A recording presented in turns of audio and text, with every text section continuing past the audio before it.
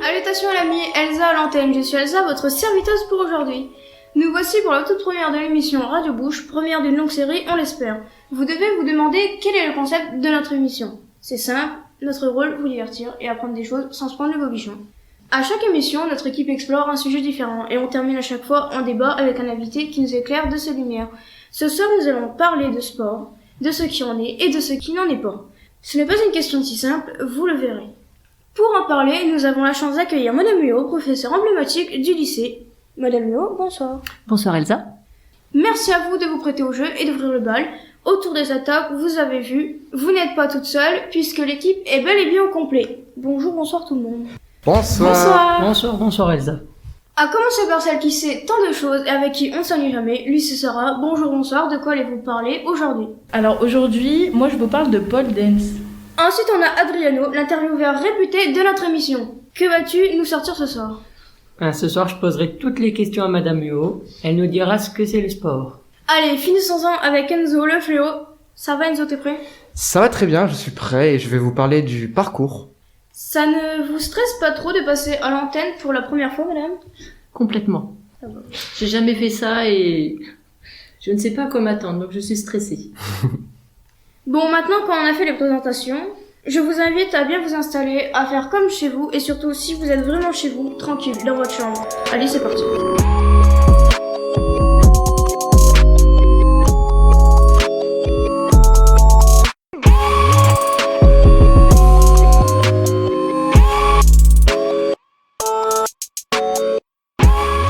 Bon, au lieu de tourner autour du pot, si on tournait autour de la barre avec Lucie et Sarah sur le pole dance. Salutations la compagnie, alors oui, aujourd'hui moi je vous parle de pole dance, de la pole dance, anglicisme parfois traduit par l'expression danse à la barre verticale, effectivement ça a beaucoup moins de style, mais bon. Pour pas rentrer direct dans le jaillissement d'avis, je vous dirais que la pole dance est une discipline qui mêle danse et acrobatie autour d'une barre. Je vais répondre maintenant à la question que tout le monde se pose, même moi le jour où j'ai commencé je me posais cette fameuse question. Est-ce que c'est toi ou est-ce que c'est la barre qui tourne? Eh ben, fun fact du jour, c'est la barre. Il faut dire qu'une fois accroché à la barre, il s'agit de bien se cramponner pour pas tomber, donc si en plus il fallait tourner, imagine la galère, courbature x2. À l'origine, c'était pratiqué dans les cirques forains où des artistes, en tenue légère, dansaient autour des poteaux qui maintenaient le chapiteau pour distraire les spectateurs. Puis par les stripteaseuses à partir de la fin des années 60, même moment où les mecs ont commencé à nous rejoindre par ici. Et oui, les gars aussi, vous pouvez venir vous faire des courbatures en essayant de faire le drapeau. Ensuite, après des années à expliquer à papa et maman que non maman, je ne suis pas stripteaseuse, j'ai juste trouvé une discipline qui me plaît. Et la pole dance est devenue une discipline sportive et artistique à part entière à partir des années 90. Attendez, vous allez me dire que 30 ans plus tard, on a encore ce débat pour savoir si la pole dance est ou non un sport. Et oui, on n'arrête pas le progrès. Tout ce petit background forme la réputation sulfureuse de ce sport. Autre chose qui n'arrange rien, la tenue de pratique. Très peu couvrante pour un max d'adhésion, pour une bonne séance de pole, un simple ensemble de sous-vêtements, un t-shirt, un shorty suffira. Parce qu'on va voir qu'on a besoin de points d'accroche qui seront notamment toute la cuisse, le dessus et le dos du pied, l'aisselle, le coude, le creux du genou et bien sûr les mains. Du coup pour la tenue, il s'agit bien d'une nécessité physique. Les vêtements standards n'accrochant pas le métal de la barre, donc la peau doit être directement en contact avec la barre. La pole dance est une discipline qui demande force et souplesse pour optimiser chaque figure et évoluer sur la barre avec grâce pour prendre une forme artistique et créative. Tout ça, ça se travaille. Heureusement, cette année on dénombre en France 258 écoles de pole dance, soit 28 de plus qu'en 2018. On note la discipline en pleine expansion. Il y a donc de fortes chances que tu en trouves une près de chez toi. De plus, contrairement aux idées reçues, la pole dance est accessible au plus grand nombre. Toute personne apte à pratiquer du sport, peu importe lequel, peut s'initier à la pole dance. Elle peut être pratiquée aussi bien par les femmes que les hommes, les jeunes que les vieux. Alors si ça te dit, emmène ta petite sœur et ton grand-père faire un essai, tu ne le regretteras pas. Petite rêve culture pop pour toi, le film Forte, sorti en 2020, aborde la pole sous un angle bien plus calme que les médias et il m'a donné très envie de m'y mettre. On ne sait jamais si tu ne sais pas quoi faire ce week-end. Alors vous voulez bien faire des cours de pole dance aux élèves du coup, madame? Je ne suis pas du tout compétente sur cette activité-là. Je sais que ça nécessite pas mal de force, d'abdominaux, de souplesse. Je pense pas avec les élèves, mais effectivement, ça pourrait peut-être marcher. Pourquoi pas? Mais il faut avoir le matériel, on ne l'a pas. Et si on arrêtait de parcourir avec un C, ce que dit Lucie Sarah, et qu'on laissait Enzo le parcours avec un K? Bonjour, vous ne savez sûrement pas, mais je suis quelqu'un de curieux. Je m'intéresse vraiment à beaucoup de choses, notamment un sport qui divise, le parcours avec un grand K. Non, ce n'est pas synonyme d'itinéraire, et non, Madame Boger, ce n'est pas une faute de frappe. Pour ceux qui voient mes notes dans le studio, j'ai bien écrit parcours avec un K. Parcours avec un K, donc, c'est un sport, et même pour certains, un art. L'art du déplacement.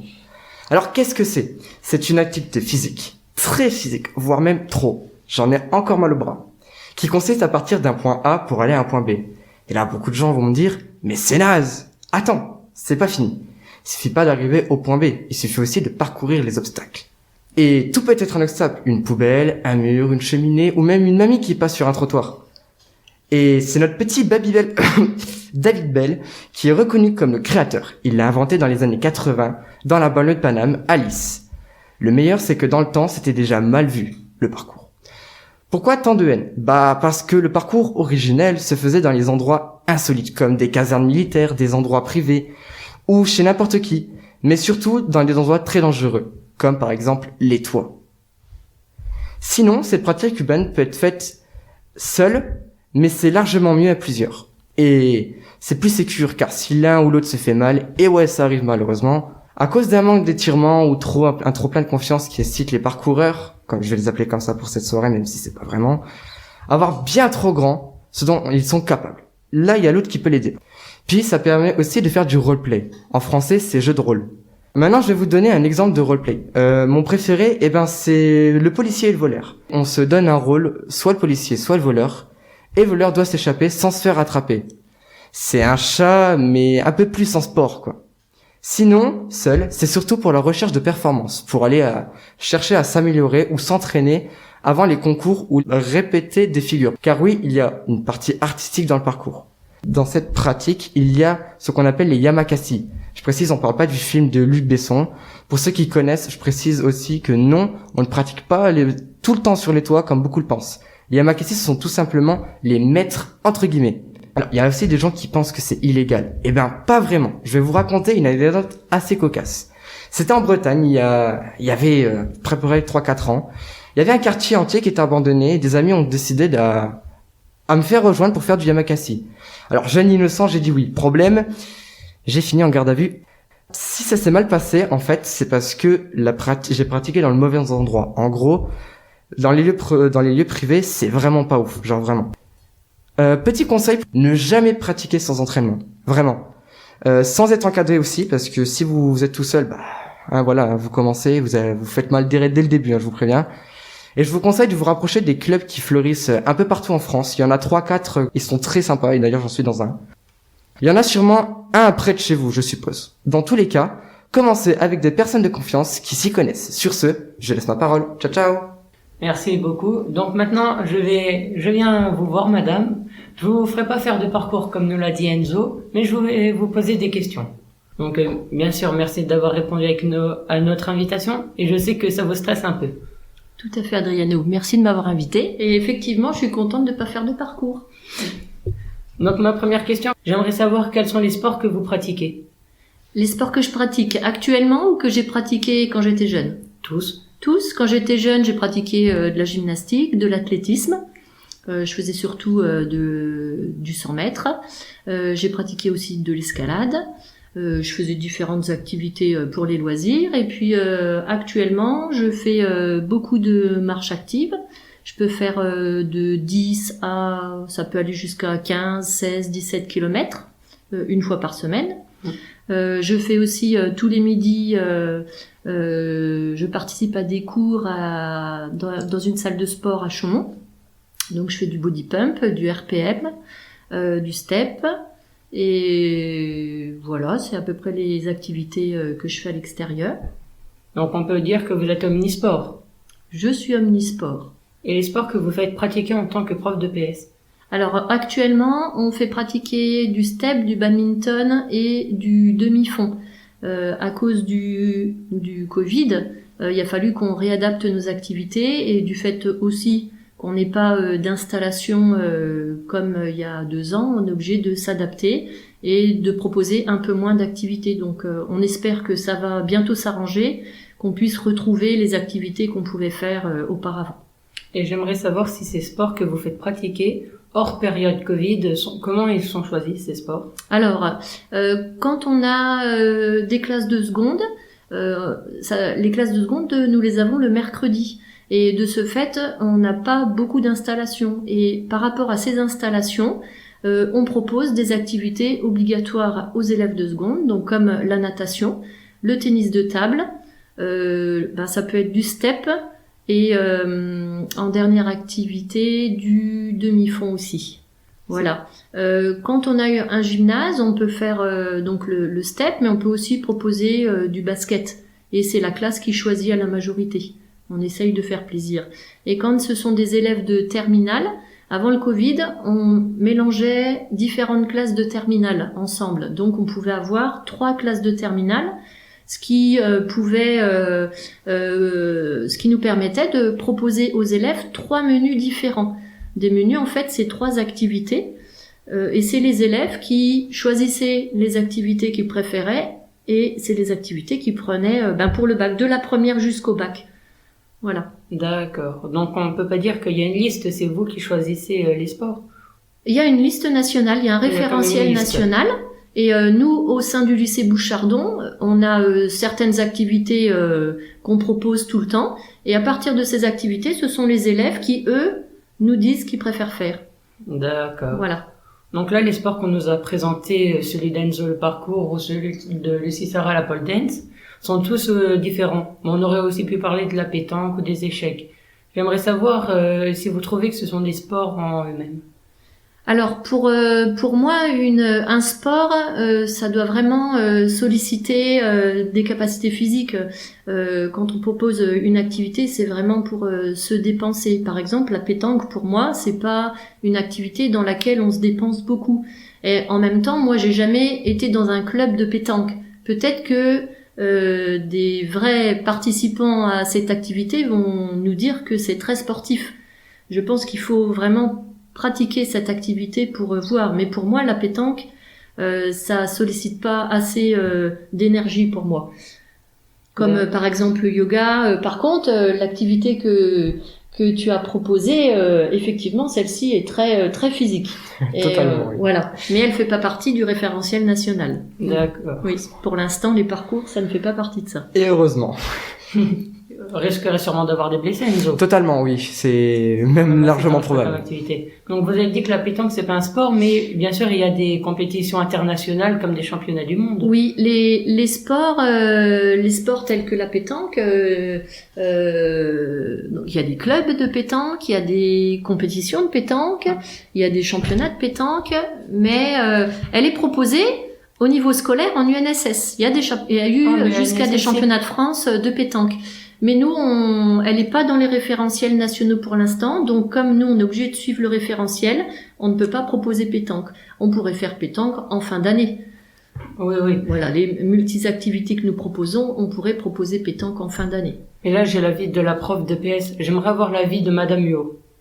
Par rapport à la pétanque ? Par rapport à la pétanque, si un sport, ça se résume seulement à l'activité physique, ou si on peut parler de l'activité mentale ou l'activité alors la pétanque, elle demande pas mal de concentration, elle demande aussi de la force dans le bras, elle demande certainement plein de choses, mais pour moi, c'est pas un sport, parce que si moi je faisais par exemple de la pétanque, je sais qu'à la fin j'aurais pas eu l'impression de m'être dépensée, comme le golf par exemple. J'ai déjà fait du golf et pour moi le golf ne me dépense pas suffisamment. Mais c'est chacun son Chacun avis. son opinion. C'est chacun son opinion. La pétanque aussi, il y a certains endroits, certaines villes où c'est très réputé et où il y a des gros clubs de pétanque. Oui, comme Voilà. à Marseille. Bien sûr, c'est là où se déroulent les principaux championnats du monde. L'essentiel pour les personnes qui font de la pétanque, c'est le jeu, et hormis ça, c'est la rencontre, la convivialité et tout ce qui va avec. Car c'est quand même beaucoup d'adresse et de précision. Tout à fait.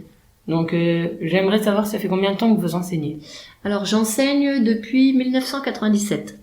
Donc, ça fait déjà au moins 24 ans. Mhm. Donc, ça fait, sans vous offenser, ça fait quand même bien longtemps que vous enseignez. Tout à fait. 24 ans. J'aimerais savoir si les sports qu'ils pratiquent sont différents, car aujourd'hui c'est beaucoup le foot, et j'aimerais savoir s'ils préfèrent d'autres sports. Par rapport à ce qu'on propose, Par rapport à ce que vous proposez, et si maintenant ils préfèrent les sports collectifs, avant c'était peut-être individuel, Alors, c'est ça que j'aimerais savoir. là pour l'instant, les élèves actuellement, je pense, en ont un petit peu assez, entre guillemets, des 3 activités autour desquelles on tourne par rapport au Covid. Donc je pense que là ils en ont un petit peu assez, et c'est normal, hein.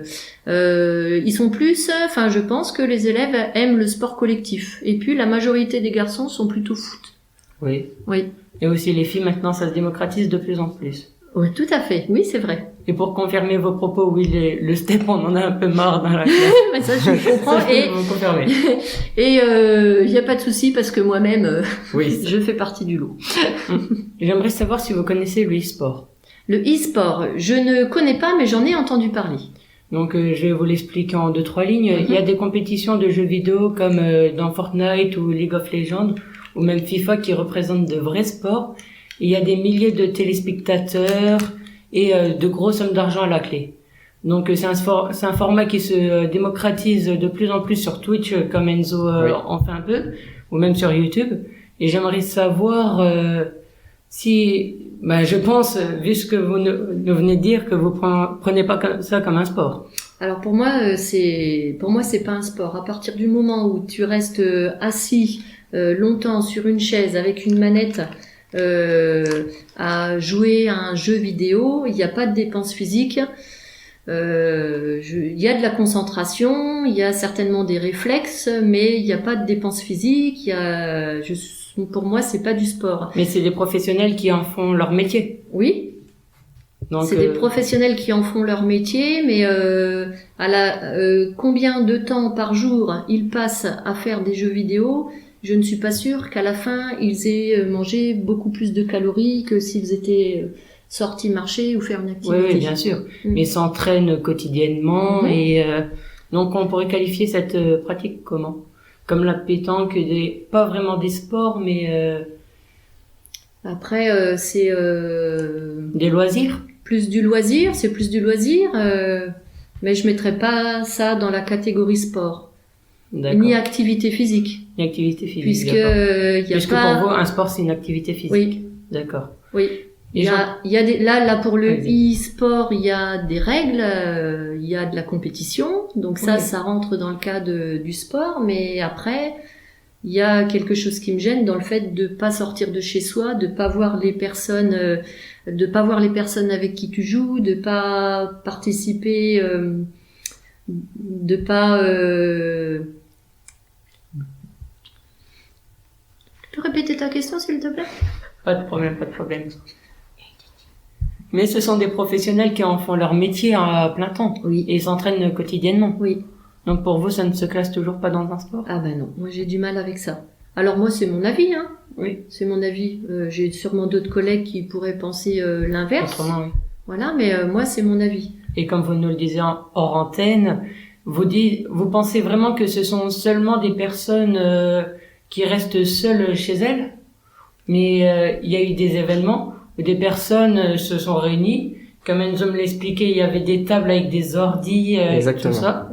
Et c'est des compétitions qui deviennent de plus en plus connues. Alors, je sais pas, c'est peut-être dans les mentalités. Il faut peut-être qu'on change un peu nos mentalités pour pouvoir mettre ça dans la catégorie sport, mais pour moi, ça rentre pas dans cette catégorie-là pour l'instant. Et j'ai entendu dire en regardant des vidéos que des personnes, des professionnels de ce milieu aimeraient jusqu'à en créer des sections UNSS. Seriez-vous d'accord ou non? Pourquoi pas? Essayer de voir ce que c'est, essayer de faire découvrir le sport d'une autre manière, pourquoi pas? Donc, se dire dans quelques années, on aurait peut-être des cours de sport derrière des ordi. Je ne sais pas. J'ai déjà fait des cours de sport pendant le confinement derrière mon écran. Et c'est pas le même. Mais on a oui. transpiré, on a bougé, on était voilà. Mais quand vous faisiez de l'activité physique derrière. Voilà, il y avait de C'est pas l'activité parce que physique. vous jouez avec quelque chose avec l'ordinateur. À partir du moment où le corps ne bouge pas, reste assis sur une chaise, il n'y a pas d'activité physique, donc j'ai du mal à me dire que c'est un sport. Vous faisiez quoi pendant le confinement alors comme sport? Alors on avait le droit de sortir à Une quelques heure, kilomètres autour de chez soi, donc ça je le faisais, soit en marchant, soit en courant. Mais avec les élèves, vous dites derrière les ordinateurs. Ah, donc avec l'application Moodle, Zoom. Zoom, Je me souviens je très sais bien. plus quelle application c'était. C'était Zoom. C'était Zoom, donc Ouais, je me souviens. sur Zoom, donc on avait un lien, les élèves allaient sur le lien et je faisais du renforcement musculaire ou un HIIT avec eux et tout le monde participait, en tout cas ceux qui étaient là faisaient l'activité, on la faisait tous ensemble, qui était assez sympa parce qu'en fait sur peu d'espace on arrivait à transpirer, à bouger et à être bien au bout de 3 quarts d'heure, Comme en classe. comme en classe, avec un petit peu moins d'espace. Il y a des élèves qui ont peut-être préféré faire ça chez eux que de faire ça devant tout le monde en classe. Oui, un peu plus personnel. Voilà. C'est bien, Adriano. J'espère que cette première vous a plu et que vous avez passé un bon moment avec nous tous. Nous vous invitons à guetter la prochaine émission de Radio Bouche. On y travaille et on espère pouvoir vous la proposer très vite. Si vous avez envie de traiter un sujet en particulier, comme les jeux vidéo sont-ils mieux que dans les années 2000, ou est-ce que les animés sont moins bien que les mangas? N'hésitez pas à nous faire remonter vos suggestions en les proposant au CDI. Et même vous pourrez être invité dans l'émission pour pouvoir parler du sujet qui vous intéresse. Vous êtes les bienvenus. Tout s'est bien passé, Madame Mio? Très bien, je te remercie, Elsa. Merci, Adriano, pour tes questions. Merci à vous d'être venu. Ben, vous remercie toujours d'être venu, hein, ça fait plaisir. Nous espérons continuer comme ça aussi longtemps que vous le voulez. Et nous traiterons de nouveaux sujets avec vous. Au revoir, bisous tout le monde. Salut, salut. Salut.